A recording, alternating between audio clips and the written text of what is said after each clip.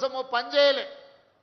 బహుజనులందరినీ కూడగట్టుకొని బహుజనులతోని దండయాత్ర చేసి గోల్కొండ కిలా మీద జెండా ఎగరేసి బహుజనుల సమాజాన్ని సమాజాన్ని స్థాపించిన వీరుడు. ఆయన స్ఫూర్తి ఎప్పుడు ఈ తెలంగాణ ప్రజలకు ఉండాలి. అందుకే వారి విగ్రహాన్ని ఇక్కడ పెట్టండి. దానికి అవసరమైన నిధులు ఎన్నైనా అద్భుతమైన మహారాష్ట్రలో ఒక ఛత్రపతి శివాజీ విగ్రహాన్ని పెట్టుకోవడానికి మరాఠీలు ఎంత ప్రాధాన్యత ఇస్తారో తెలంగాణ రాష్ట్ర బిడ్డలు కూడా వీరుడైన సర్దార్ సార్వై పాపన్న గౌడ్ విగ్రహానికి కూడా వాళ్ళ చరిత్రను గొప్పగా రాసుకొని ప్రపంచానికి చెప్పుకున్నారు. మనం పోరాటం చేసినాం, విజయాలు సాధించినాం, కానీ చరిత్రను చెప్పుకోవడంలో వెనుకబడితే ఇప్పుడే మిత్రుడు మహేష్ గౌడ్ గారు చెప్తున్నారు. మన వాళ్ళు కాదు, బ్రిటిషర్స్ బ్రిటిష్ లైబ్రరీలో ఇంగ్లాండ్లో సర్దార్ సర్వాయి పాపన్న గురించి పెద్ద పుస్తకం, ఆయన పౌరుషం గురించి, ఆయన పోరాటం గురించి, ఆయన వీరత్వం గురించి రాస్తే అక్కడి నుంచి తిరిగి ఆయన జీవిత చరిత్రను మనం తెలుసుకున్నాము అని. అంటే ఒక గొప్ప వీరుడి గాథ మనము కాదు, పక్క దేశాల వాళ్ళే గుర్తించి అక్కడ వాళ్ళ లైబ్రరీలో ఆ వీరుడి యొక్క గాథను గ్రంథ రూపంలో పెట్టిండ్రంటే మహానుభావుడు గొప్ప వ్యక్తి కాబట్టే బహుజనుల కోసం తన జీవితాన్ని అంకితం చేసిండు కాబట్టే ఈరోజు వారికి ఆ కీర్తి గౌరవం దక్కింది. వందల సంవత్సరాలైనా ఈనాడు మనమందరం స్మరించుకుంటున్నాము, వారిని స్ఫూర్తిగా తీసుకుంటున్నాము అని అంటే వారి చేసిన పోరాటం అద్భుతము. ఆనాడు రాజులను కూడా జయించిన బహుజనుడు సర్దార్ సర్వాయి పాపన్న గౌడ్. అందుకే ఆ వీరుడి విగ్రహాన్ని ఇక్కడ పెట్టడమే సముచితమని భావించి తెలంగాణ రాష్ట్ర ముఖ్యమంత్రిగా నిర్ణయం తీసుకొని ఈ ప్రాంతంలో మనం ప్రతిష్ఠించుకోవడం జరిగింది. మిత్రులారా, ఈ దారిలో వచ్చే వాళ్ళకు పోయే వాళ్ళకు వాళ్ళ స్ఫూర్తి, వారి పోరాటం ఖచ్చితంగా భవిష్యత్ తరాలకు అందిస్తుంది. అదేవిధంగా దీన్ని అద్భుతంగా నిర్వహించుకునే బాధ్యత మా గౌడన్నలదే. దాన్ని కాపాడుకొని చాలాసార్లు విగ్రహాలను ప్రారంభించుకుంటాం, కేవలం వర్ధంతులు జయంతుల రోజు వచ్చి దండ వేసి దండం పెట్టుకొని పోతుంటాం.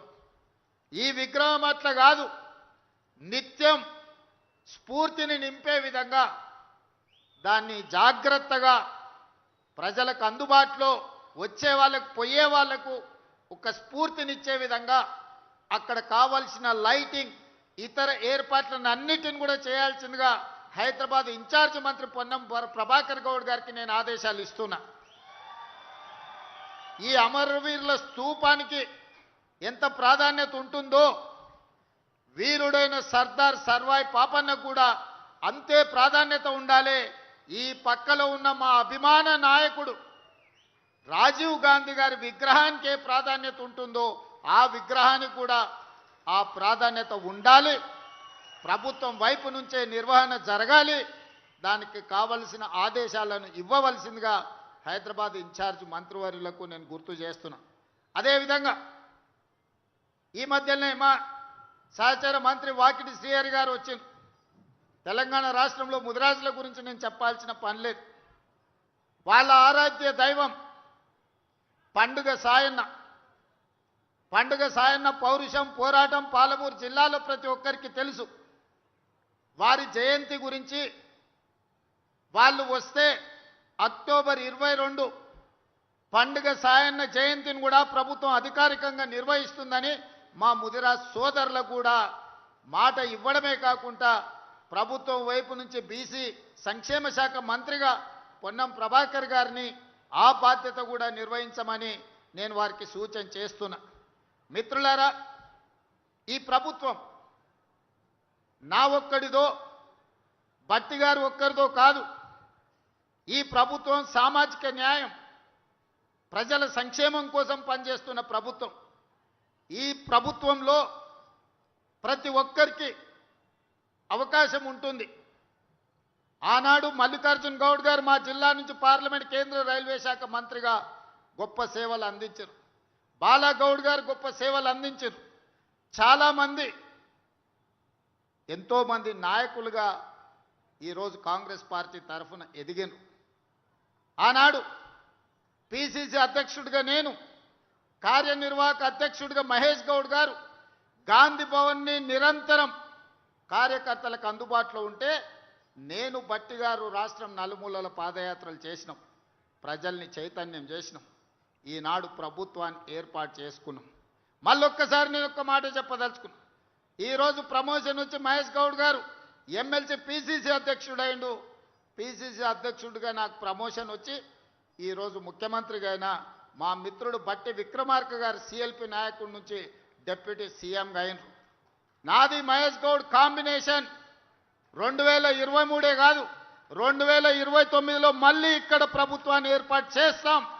ఆనాడు డిఎస్ వైఎస్ ఏ విధంగా అయితే 10 సంవత్సరాలు ప్రభుత్వాన్ని 2 సార్లు అధికారంలోకి తెచ్చిండ్రో తప్పకుండా అధికారంలోకి తెస్తాం.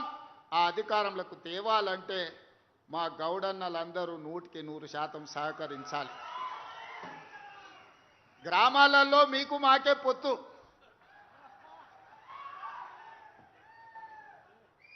ఏ ఊర్లో ఏ పటేలైనా కళ్ళుకుండే రాకుండా దినచర్య ప్రారంభం అవ్వదు. ఊర్లో మంచి చెడ్డ మతలావు తెలుసుకోవాలంటే ఏదో గౌడుతో మాట్లాడితే సాయంత్రం ఎవరెవరు వచ్చారు, ఏమేమి ప్రస్తావించారు, ఎవరి మనసులో ఏముందో కుల్లా సమాచారం తెలుస్తుంది. అందుకే ఈరోజు కుల వృత్తి అయిన గీత కార్మికుల వృత్తిని కాపాడే బాధ్యత ఈ ప్రభుత్వం తీసుకుంటుంది. మీ సోదరుడిగా నేను తీసుకుంటా. అదేవిధంగా మొన్ననే మా సీతక్క నేను ఆదేశాలు ఇచ్చినాం. నేత కార్మికులు, గీత కార్మికులు రాష్ట్రంలో ఎంతమంది ఉన్నా అందరికీ పెన్షన్లు ఇవ్వమని చెప్పినా మా యువకులు ఇక్కడికి వచ్చిన మా యువమిత్రులు గౌడ సోదరులకు గ్రామాలలో అర్హత కలిగిన ప్రతి గౌడుకు పెన్షన్ ఇప్పించండి. రాష్ట్ర ప్రభుత్వం నేత కార్మికులకు, గీత కార్మికులకు 100% సాచురేషన్ మోడ్లో మీకు పెన్షన్లు ఇచ్చే బాధ్యత నాది.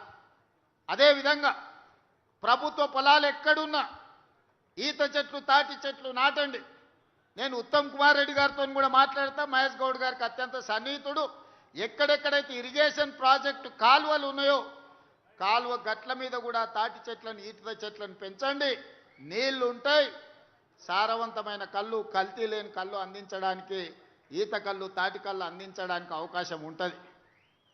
నల్గొండ జిల్లాలో రాజకీయాలలో సోదరులు కీలకమైన పాత్ర పోషిస్తారు.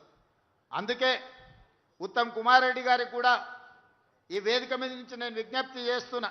ఎక్కడెక్కడైతే మన సాగునీటి ప్రాజెక్టులు ఉన్నాయో, మన కాలువలు ఉన్నాయో, కాలువల గట్లెంబడి తాటి చెట్లు, ఈత చెట్లు నాటితే ఎవరితోని పంచాయతీ ఉండదు. మా సోదరులు వృత్తిని, కుల వృత్తిని కొనసాగించడానికి ఉపయోగపడతాయి. పెరగడానికి 3-4 సంవత్సరాలు పట్టొచ్చు, కానీ 100 సంవత్సరాలు ఆ వృత్తిని కాపాడడానికి ఉపయోగపడతాయి. కాబట్టి ప్రభుత్వం వైపు నుంచి ఈరోజు ఆ చర్యలు కూడా చేపడుతుందని మీ అందరికి తెలియజేస్తున్నా. అదేవిధంగా సోదరులారా, పదే గతంలో 10 సంవత్సరాలు ఏలిన వాళ్ళు ఈ ప్రభుత్వం గురించి, ప్రజాపాలన గురించి, వాళ్ళ దగ్గర ఉన్న అక్రమ సంపాదనతో మీడియాలో కావచ్చు, సోషల్ మీడియాలో కావచ్చు కొన్ని తప్పుడు వార్తలను ప్రసారం చేస్తున్నారు. నేను మీకు గుర్తు చేయదలుచుకున్నా. ఆనాటి ప్రభుత్వం బర్రెలు, గొర్రెలు పెంచుకోండి, చేపలు పట్టుకోండి, చెప్పులు కుట్టుకోండి, లేకపోతే చీరలు నేయండి, గౌడన్నలు కళ్ళు గీయండి అని చెప్పి చేపలు, బర్రెలు, చెప్పులు, లేకపోతే చెట్లు, లేకపోతే మిగతా వృత్తులు మనలు చేసుకోమన్నారు. ప్రభుత్వం వీటికే మనల్ని ప్రోత్సహించింది ఆనాడు. రాజ్యాలు మాత్రం మనము బర్రెలు, గొర్రెలు పెంచుకొని, చేపలు పట్టుకొని, చెప్పులు కుట్టుకొని, చెట్లు గీసుకుంటుంటే మనమందరం ఏం పని చేస్తే వాళ్ళ పిల్లలు రాజ్యాలు వెళ్తారని ఆనాటి ప్రభుత్వం చెప్పింది. నేనేమన్నా, అయ్యా ఇది ఎవరో దయాదాక్షిణ్యాలతో వచ్చిన వృత్తి కాదు. తరతరాలుగా మా సోదరులకు అంది వచ్చిన కుల వృత్తి. వాళ్ళ తండ్రులు, తాతలు, ముత్తాతలు 10 తరాల నుంచి ఈ వృత్తితోనే జీవనం సాగించిండ్రు. పిల్లలను చదివించుకున్నారు.